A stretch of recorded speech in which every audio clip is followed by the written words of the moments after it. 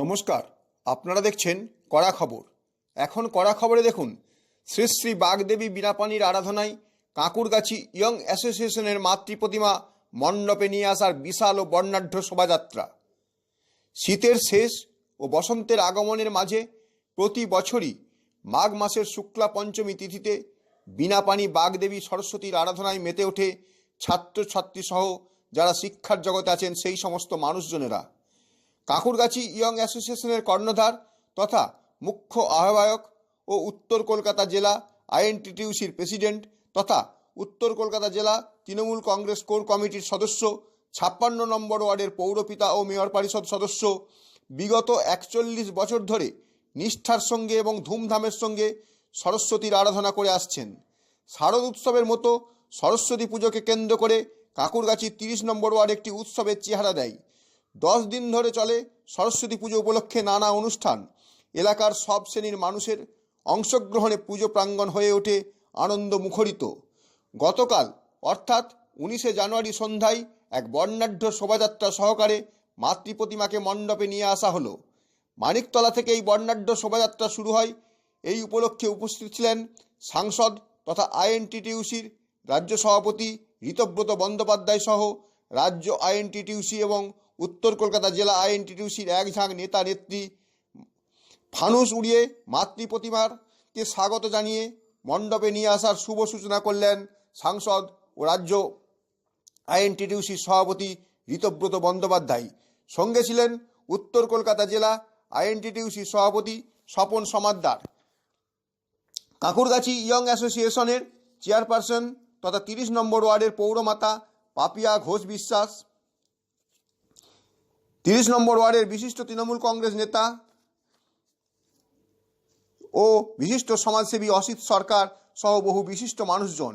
এরপর নানা প্রকার বাদ্যের তালে তালে এবং বর্ণময় আলোকসজ্জা ও ছৌ নাচ, কাঠি নাচ, আদিবাসী নৃত্য, রনপা নৃত্য, বর্ণাঢ্য প্রজাপতি নাচ সহ বাউল গান, হরিনাম সংকীর্তন ইত্যাদি সহকারে মাতৃ প্রতিমাকে স্বাগত জানিয়ে মণ্ডপে নিয়ে আসা হয়। 19শে জানুয়ারি এইভাবেই মাতৃ প্রতিমা মণ্ডপে নিয়ে আসার পর 21শে জানুয়ারি হবে মাতৃ প্রতিমার দ্বারোদ্ঘাটন এবং গুণীজন সম্বর্ধনা। 2025 সালের মাধ্যমিক ও উচ্চ মাধ্যমিক পরীক্ষায় প্রথম বিভাগে উত্তীর্ণ ছাত্রছাত্রীদের সম্বর্ধনা, দুস্থ মানুষদের শীতবস্ত্র বিতরণ, প্রতিবন্ধীদের হুইল চেয়ার বিতরণ সহ সাংস্কৃতিক অনুষ্ঠান। 22শে জানুয়ারি সন্ধ্যায় শঙ্খধ্বনি ও মোমবাতি জ্বালানো প্রতিযোগিতা, পুরস্কার বিতরণ ও নৃত্যানুষ্ঠান। 23শে জানুয়ারি মাতৃ আরাধনা, পুষ্পাঞ্জলি ও ভোগ প্রসাদ নিবেদন। 24শে জানুয়ারি বৈশাখ ও প্রতিযোগিতা ও পুরস্কার বিতরণ। 25শে জানুয়ারি বিরাট বিচিত্রানুষ্ঠান। 26শে জানুয়ারি এবং 27শে জানুয়ারি দুদিনব্যাপী বাংলার চিরাচরিত সাংস্কৃতিক বাহন ও ঠাকুর রামকৃষ্ণ কথিত লোকশিক্ষার অন্যতম অংশ যাত্রানুষ্ঠান। 28শে জানুয়ারি মাতৃ প্রতিমার নিরঞ্জন। এই 10 দিন ধরে চলা উৎসবে সকলকে সাদর আমন্ত্রণ জানিয়েছেন উত্তর কলকাতা জেলা আইএনটিটিউসির সভাপতি তথা মেয়র পরিষদ সদস্য স্বপন সমাদ্দার। আসুন এখন আমরা শুনি তার কথা। কাঁকুরগাছি ইয়ং অ্যাসোসিয়েশনের পরম্পরা, চিরাচরিত প্রথা অনুযায়ী আমরা মাকে আহ্বানে বিশ্বাস করি, যার জন্য আনন্দ সহকারে মাকে আহ্বান করছি।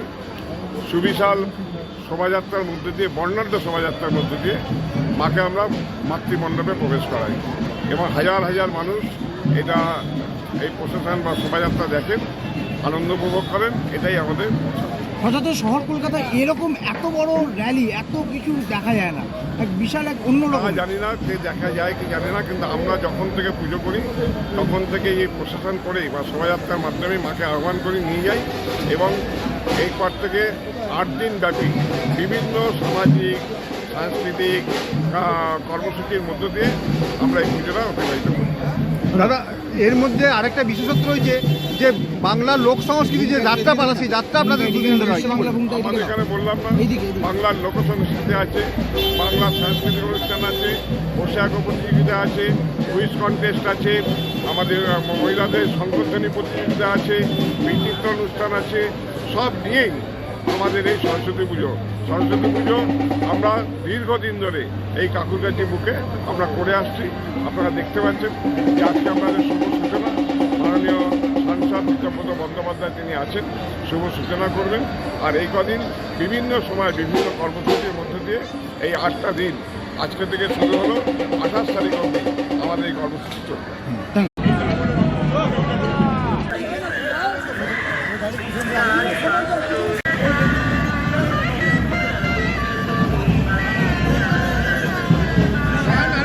তৃণমূল কংগ্রেসের কর্মীরা এই সরস্বতী পুজোকে ঘিরে আমরা 15 দিন ধরে আনন্দ করি।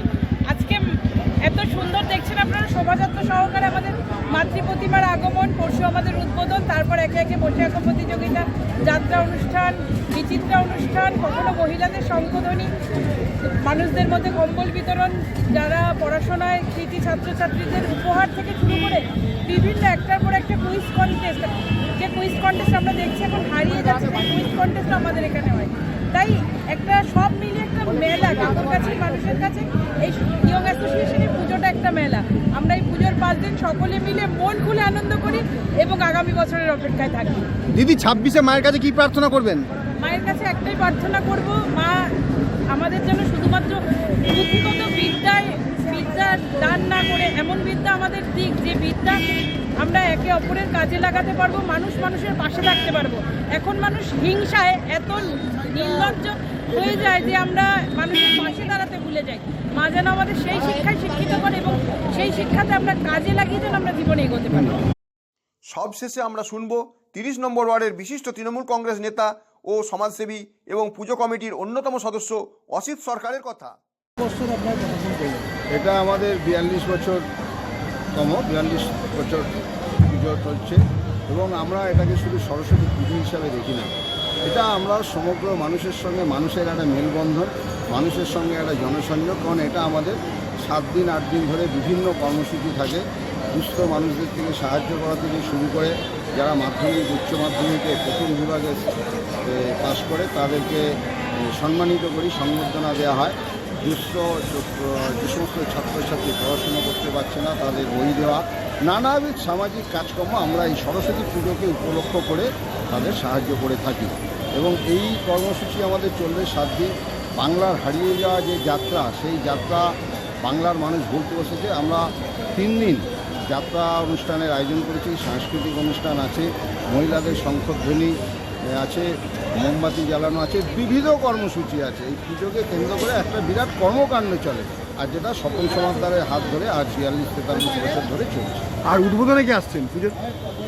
উদ্বোধনে অনেকে আসবেন, অনেককেই আমরা আমন্ত্রণ করেছি যারা আসবেন। আর সর্বোপরি এলাকার মানুষ থাকবে। আমরা সমগ্র মানুষকে নিয়ে, সমস্ত সম্প্রদায়ের মানুষকে নিয়ে অনুষ্ঠানটা করে থাকি। তাদেরকে বড় কে হলো ছোটো কেউ এটা আমরা দেখি না, এলাকার মানুষ থাকবেন, আমরা সেটাতেই খুশি থাকি। আপনি কি আপনার খবর সরাসরি সম্প্রচার করতে চান অথবা আপনার এলাকার খবর দেখাতে চান? তাহলে যোগাযোগ করুন কৃষ্ণপ্রসাদ পাত্র, ফোন নম্বর 8622800252 অথবা 8282860856 এই নাম্বারে, অথবা অর্জুন সেন CPRO, ফোন নম্বর 9433138840 এই নাম্বারে।